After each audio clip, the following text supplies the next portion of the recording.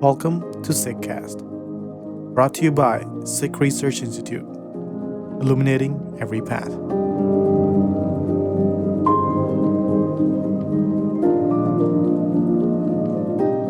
Waheguru Ji Ka Khalsa, Waheguru Ji Ki Fateh. My name is Sukhman Kaur, and I am the Associate Editor of the Guru Granth Sahib Project.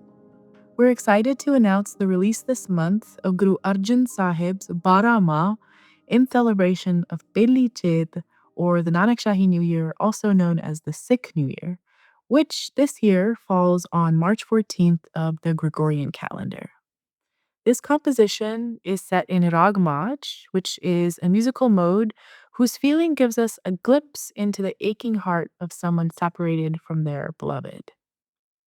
Considering that this entire composition is laid out across the 12 months of the Nanakshahi calendar, literally from Chet all the way to Falgun, sometimes it's also popularly pronounced as Fagun, I thought that it might make the most amount of sense, or maybe it was a good idea to start in stanza 2, which is in Chet. By the time you see this, it might already be Chet, but right now, while I'm recording and while I'm reflecting, it's actually still Falgun, mid-February to March, and I really, really couldn't stop thinking of stanza 13.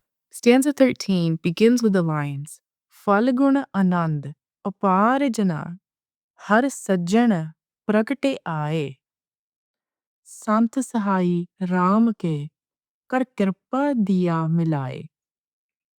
And our team transcreates this as delivering the message through the month of Fagun, mid-February to mid-March. Guru Arjan states, bliss has welled up within the seeker, who has experienced the presence of the beloved IkOankar in their heart. The wisdom-centered, truthful beings have become helpful in experiencing IkOankar. In their company, the seeker has experienced IkOankar within their heart. The more time I spend with this composition, the more excitement I feel, the deeper realization kind of permeates and lets me reflect on what these past few months have felt like. I kept getting the sense that sometimes we find ourselves spending all this time, all these months, sometimes literally feeling frozen in time and space. We're kind of just going through the motions, but we're not really sure why we feel what we feel. And sometimes I think these periods seem never ending. Like it's just going to be like this forever and ever. And like this is it. And like this is our life and that's it.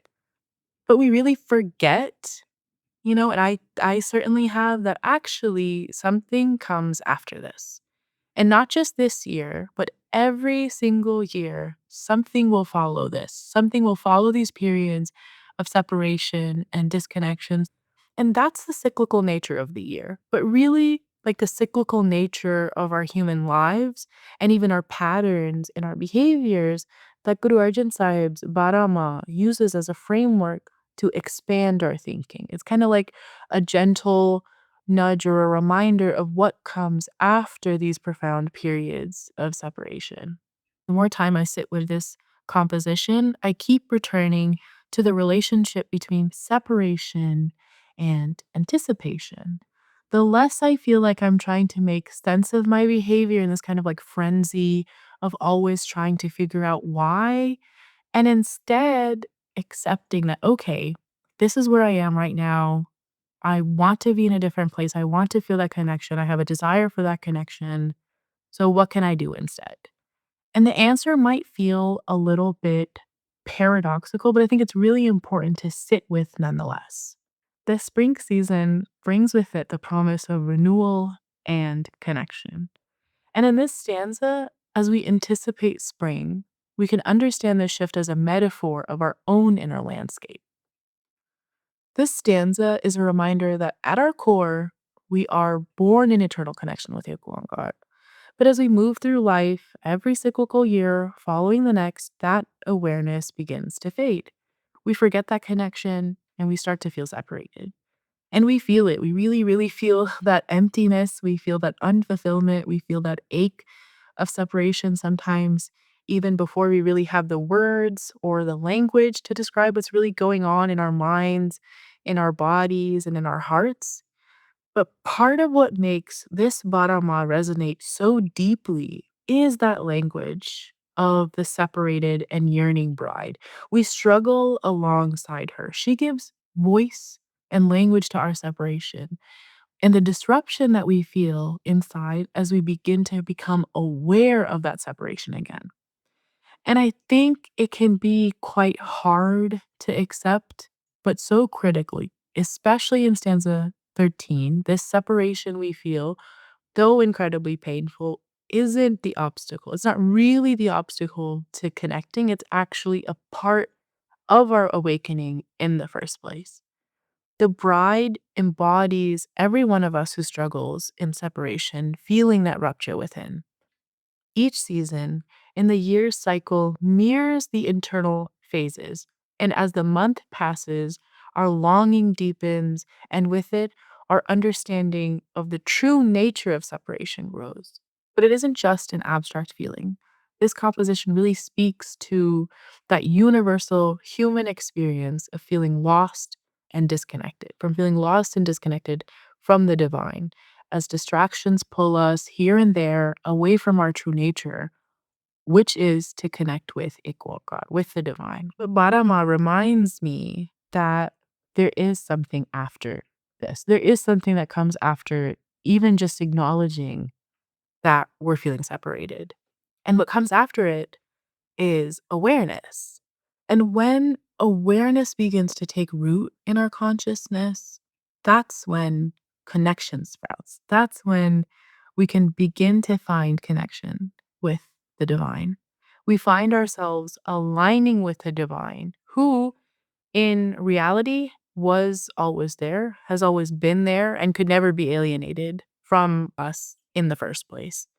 I've stopped overanalyzing my every single word, my every single action. It's kind of the idea like we drop our shoulders, we unclench our jaws, and we just take a moment to trust that in time we will feel the grace of the one. And when we feel the grace of the one, it's through that grace that we find connection with the one, with IkOankar, with the divine. And in that union, that's when we find true happiness. Not the cyclical kind, not that one that comes and goes and like depends on the seasons and depends on what weather of life we're enduring or what phase of life we're enduring, but one that is lasting. And that's when we really realize that actually separation wasn't really real. It was just a veil that obscured that eternal connection. It's just that weird little block, that weird little blur in our perspective and our vision, that's obscuring what our true nature is, our true nature to connect with the divine. So if there's anything that I can leave you with to dwell on, it's that I'm not really entirely sure that we were ever really meant to weigh and exact and pass judgment on our deeds or even the deeds of others. In truth, I'm not really convinced that we have the perspective or the vision or the vastness yet that maybe it would take to assign value to our deeds and to our actions and to our behaviors and to our past. I think that can really only be done by the divine, by the one that transcends time and space and all these like systems of logics and philosophies that we've built. And instead, I'm really learning patience and resilience and persistence, and most importantly, really trust and the ability to surrender from the bride of Barah Maha. That's what I'm thinking of.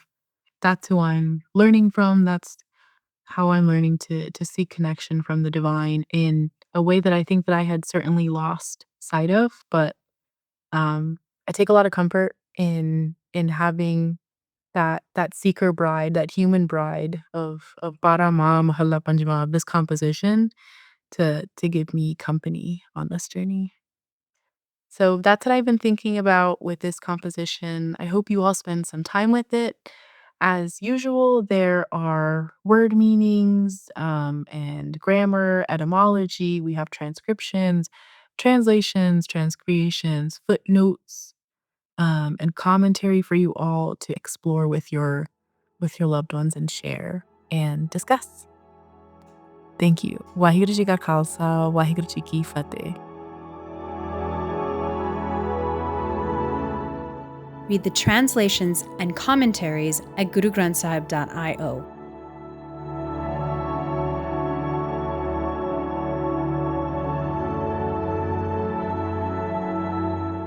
You were listening to Sikhcast by Sikh Research Institute, illuminating every path.